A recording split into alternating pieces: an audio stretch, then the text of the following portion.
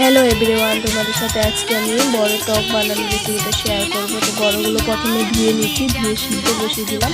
আর এখন পুরো সিদ্ধ হয়ে গেছে। তো সিদ্ধ হওয়ার পরে আমি কি করলাম, যে ডাল ঘুটনিটা দিয়ে একটু ভেঙে দিলাম, না হলে হাতা দিয়ে ভাঙা যায় না। তো ভাঙার পরে এখন আমি ঠান্ডা করতে দিয়ে দিলাম। তো ঠান্ডা হয়ে গেছে, এখন আমি চেলে নেব।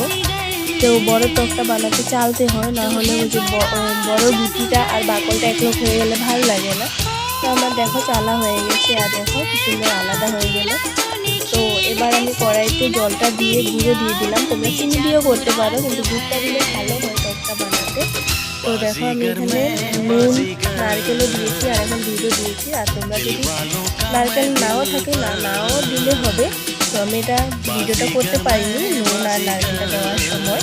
তো দেখো এখন পুরো এটা ঘন হয়ে যাবে, আমি অনেকক্ষণ ফুটিয়ে নেব। ফুটিয়ে নেওয়ার পরে যখন ঘন হয়ে যাবে তখন তোমরা নামিয়ে নেবে। তো দেখো এখন পুরো ঘন হয়ে গেছে। তো ভিডিওটা এই পর্যন্ত বন্ধুরা, তোমাদের যদি ভালো লাগে প্লিজ একটু